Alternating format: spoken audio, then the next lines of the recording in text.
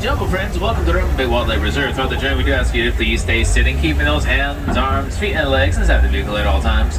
Also, if you have any sort of valuables, hang tight to them, because if anything were to fall beside my vehicle, I cannot stop nor go pick up. One of my wards always attempt to get it for you. They just can't guarantee if you return to you in the same condition you dropped off at. If you're also planning to take photographs of the animals, make sure you turn on those very fast shutter speed modes, because these animals, they are alive and they are wild. They move around, they really don't stop, nor do they strike that pose for you. So always have your cameras out and on the ready. And by a quick raise of hands, who's the first time here in the reserve? Anyone's first time? Well, a few of you, well, welcome friends, and welcome back everyone else. The spotting guide right above your head does give you an idea of animals you could potentially see out there. I say potentially because I can't guarantee you'll be able to see every single one of them, but you never know, and we might get lucky. Just waiting for the all clear from the ward, which, there it is. This means we can go ahead and 20 right off and into the little Missouri forest. And I already see some animals move your hand in front of us. One in particular, the greater kudu, and they will be up here to your left-hand side. The great kudus are a cousin of the antelope, as they stand roughly around 5 feet tall and weigh about 750 pounds. And there's also on the far back hill an okapi hiding over there. The okapis are one of the only known living relatives of the giraffes. They have an identical head bone structure. And there's also a bongo over here to your right-hand side. Bongos are a creature only standing 4 feet tall, with a nickname being called Ghost of the Forest. Great kudus, you'll find that males have horns, sometimes females have none, but they have something called acute hearing, which means they always listen intensely first before they venture forward. Bongos you find only stand around 4 feet tall, but they weigh around 900 pounds of a creature. And the okapis are about 4.5 feet tall and weigh about 800 pounds. The thing with the okapi though is, while they do have an identical head bone structure, their tongues are quite similar. Similar in the way they can lick their own eyeballs and nostrils with very good ease. Gotta have goals. And there's on walk along that back hill up there in front of us a black rhinoceros. 2 of them actually, one far over there, one further ahead. These creatures weigh between 1,000 and 3,000 pounds, and they are a solitary creature. There is only very few rare times you find 2 of them directly next to one another. One such occasion would be like at nighttime near a watering hole, when you might find 2 of them looking to get a bit more well acquainted with each other. The other occasion would be like with mothers and the young ones. Mothers will never separate from the young until they have reached their full age of maturity and have learned to be able to defend themselves out in the wild on their own. And they live to be about 30 to 32 years of age, running speeds 30-35 miles per hour.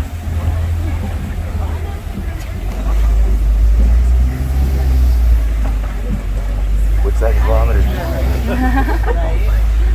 And up here to your far left-hand side will be a saddle-billed stork, a bird that stands roughly 5 feet tall with a wingspan of 9 feet in length, only weighing 17 pounds, but whenever that bird mates, it will mate for its entire life. And the next stop in this journey is going to be the Saltway River.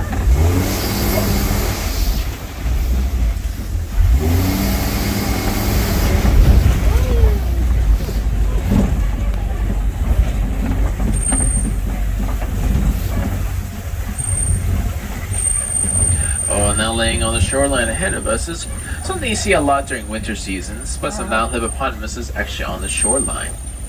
The water's temperatures just become too cold for them, so what happens is that they go onto the shoreline in some nice sand or loose dirt and just warm up in the hot sun. Once they have gotten to their temperature, then they will then slip back in the water. Now, being outside of the water though shows their true size. These creatures are 5 feet in length and they weigh between 4,000 up to around 5,000 pounds. And if you look off your left hand side, you'll see a bunch of them in the water. You might catch a glimpse of a little baby one. And you can just see the difference from being in the water to outside of the water, how large these creatures are.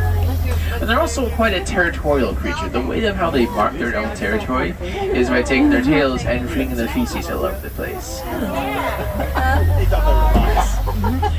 And groups of them are known as bloats. Now, it's called this because that is actually how they are sinking and rising above the water, by bloating their own lungs. The way they're actually moving the water there as well now is they don't actually swim. What happens is they bloat themselves to the bottom of these riverbanks and they're simply walking on the bottom of the riverbank. I feel like you might catch a glimpse.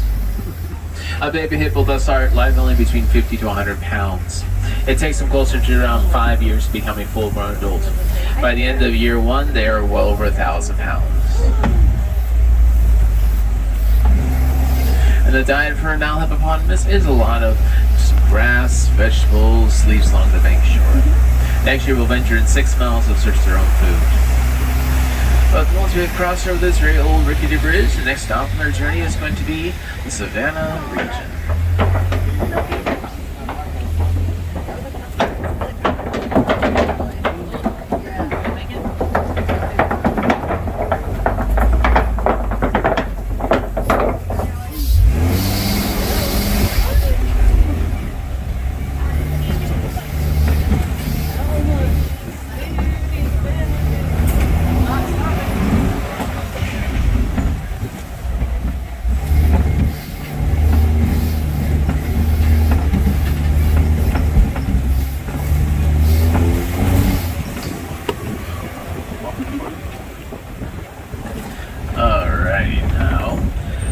Here to your right hand side, you'll see a very large tree. That's called a baobab tree. It can live to be thousands of years old, retaining roughly around 30,000 gallons of water, and 9 months of the year it is a leafless tree. It's where I got a nickname being called the upside down tree. But that is enough barking about the tree. And we'll see what kind of animals we can discover out here.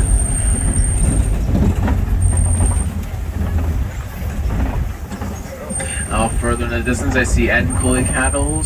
I see some giraffes also further ahead.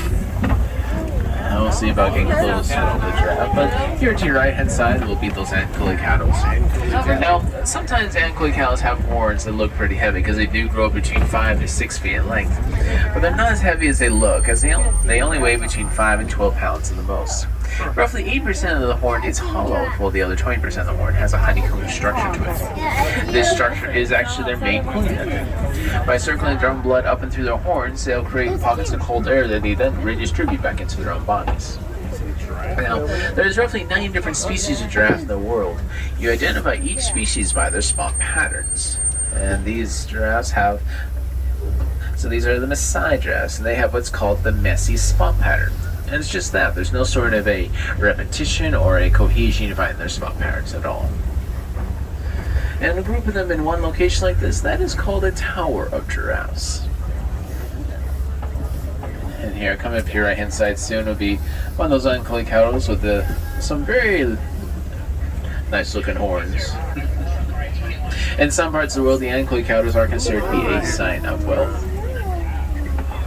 Well, you have all that there to your right. To your left, if you look at the cave, looks to the right of it, laying in the sun up over there, are some wild African dogs. Or they're nicknamed, they're much more commonly known by as painted dogs.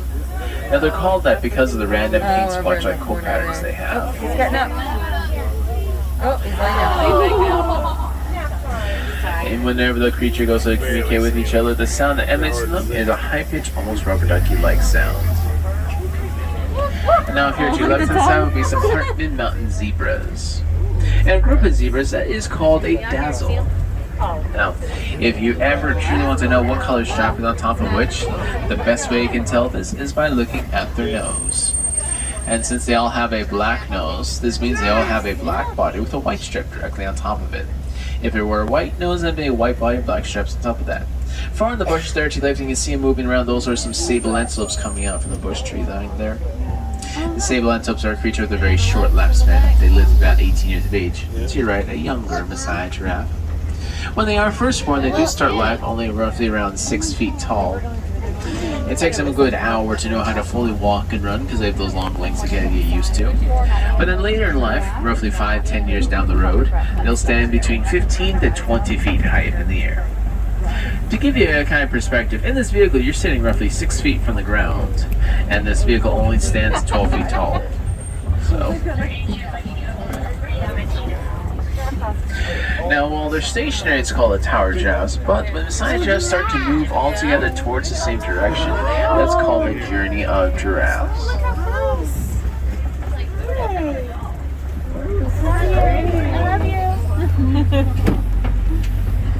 And once they're fully grown, they never really look like it, but but they weigh between 5,000 and 7,000 pounds, with a running speed of 30 miles per hour.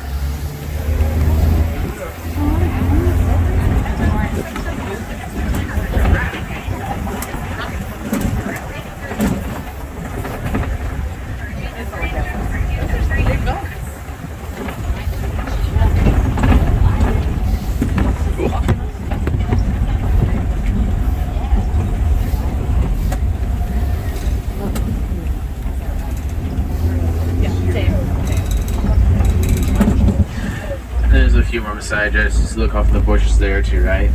They eat roughly 20 hours of the day, weighing closer to around 70 pounds of the food they will eat. And of that 70 pounds, they will chew down to a very refined, liquefied state. Now, there's also some smaller creatures in the hillside there to your right. Those are the springboks. They are the smallest of the antelope species, as they only stand 3 feet tall and weigh around 100 pounds. When that little creature first sees a predator, most animals have the instinct to run away, but a springbok jumps 6 feet straight up into the air. Oh, wow. And once they are done jumping up and down, as it is their warning tail sign, they then will take off running between a speed of 50 to 60 miles per hour. They're actually one of the very few animals that can outrun the cheetah.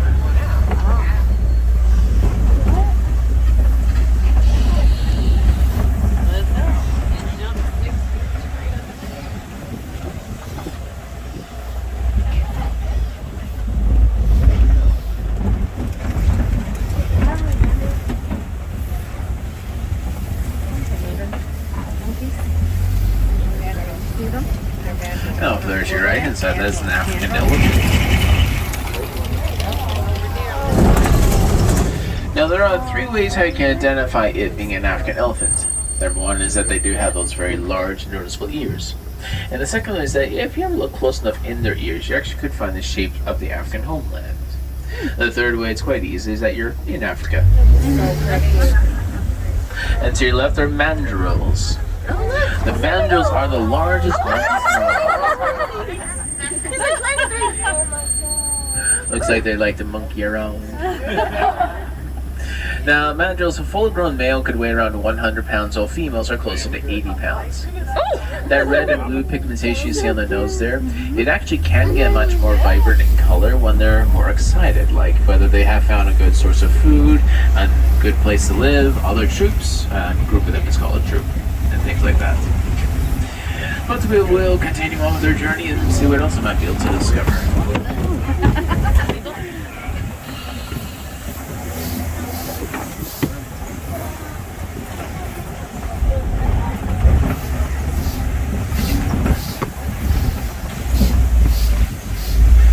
And there's this very old bridge we got across over that's been around here since 1971.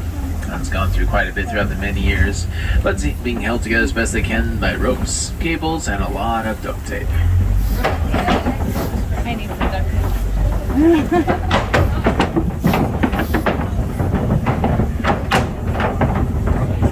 That was a new noise. And you know, to be on the safe side, let's go ahead and 20.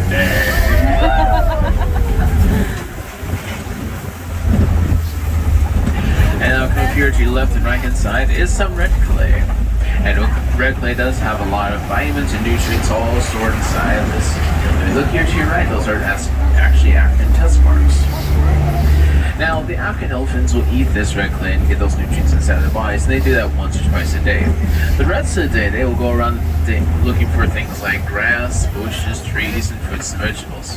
In about a single day's time, just one of them can eat 300 pounds worth of food.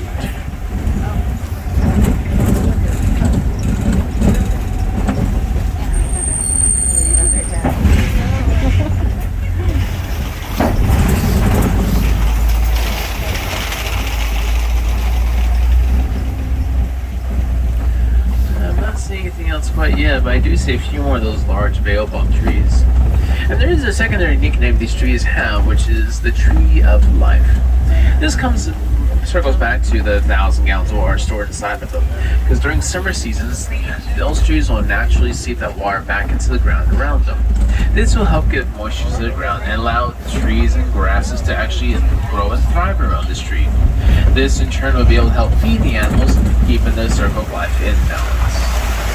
And to your left, that is the mighty duck.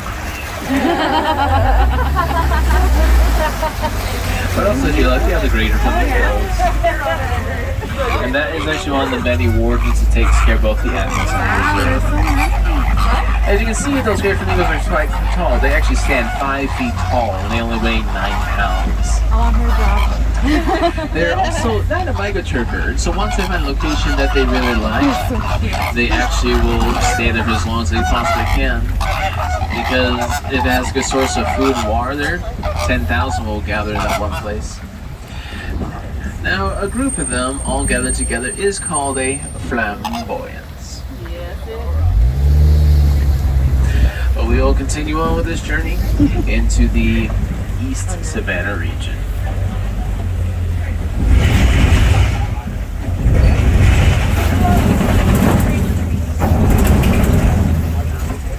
There's a white rhinoceros up here to the left-hand side. Now this creature weighs between 4,000 and 5,000 pounds. It has a running speed of 30 to 35 miles per hour. Oh, there's a little one over there. And when they're first born, they actually start life between 88 and 140 pounds.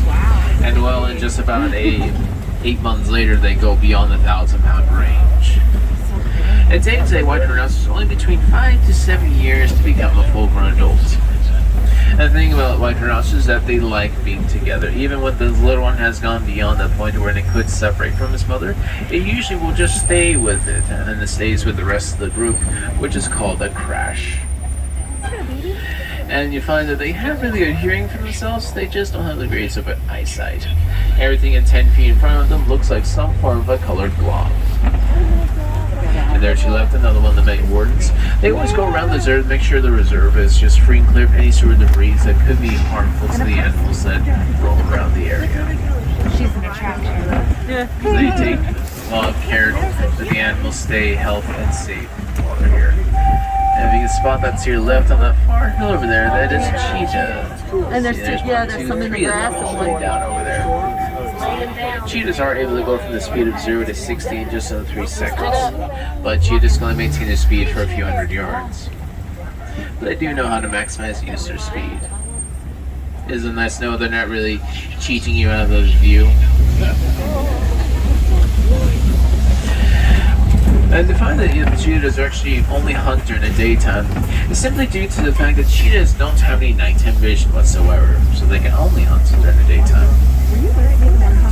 Now the rock structure here to your left is known as Kobe Rocks. It was just walking that way, so we might see it when we go. Wait, I hope so. Oh, I thought you heard something. You okay? I'm coming. Oh? Look out. Yay! Oh, there he is. She up there, up top. Oh, baby, he's ready. So you have lions roaring to your left, you have ostrich to your right, and morgoths on the back hill to your right. Ostrich behind us, or here beside us. So let's see where they're roaring from. Rhino. The thing about lions, not only did you just hear that roar, but someone else 5 miles away just heard the exact same thing. Ostrich are a 275-pound bird. They can't fly, but can run at the speeds of 40 miles per hour. The waterbucks you saw briefly on that back hill are a creature always found near some sort of aquatic area. They drink water a lot. Oh, there it is, at the top of the rock. See it? Now, if you're wondering how in the world the lions just got up there, well, they weigh 500 pounds. They can jump 20 feet straight up and into the air. Yeah, another one was walking. The group of them is known as a pride.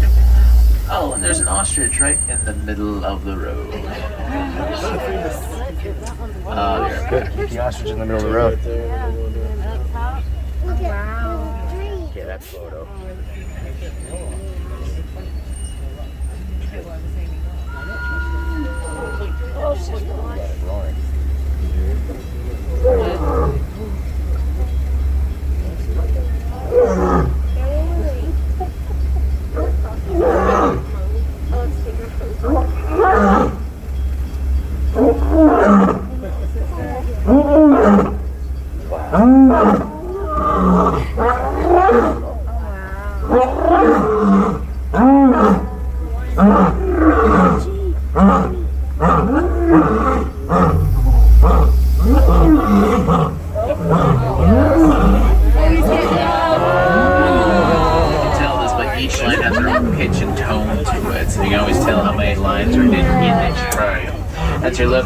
warthog hiding behind the log over there. Turning back and they're hiding behind the log. I'm so happy. That's the most thing I've ever seen. And also there's your right hand side, a few more white rhinoceros hiding back in those far bushes over there. And then the ground those actually are some ostrich eggs. Now an ostrich egg only does weigh 3 pounds, but it is able to withstand nearly 300 pounds of pressure and not even. Now the amount of yolk inside of one egg is equivalent to that of 2 dozen whole chicken eggs. And don't worry, I'm not going to egg you on with another joke. But we will continue on this journey right into the Megati Glen.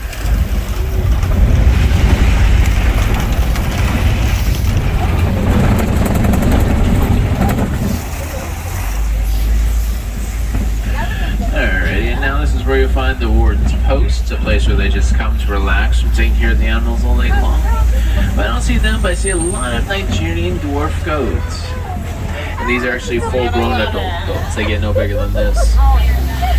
But the thing about these goats is that they're very social, very friendly. They coexist with humans quite well. And they do their own thing throughout the day. They actually eat a lot of weeds and underbrush. They sleep anywhere they find comfortable.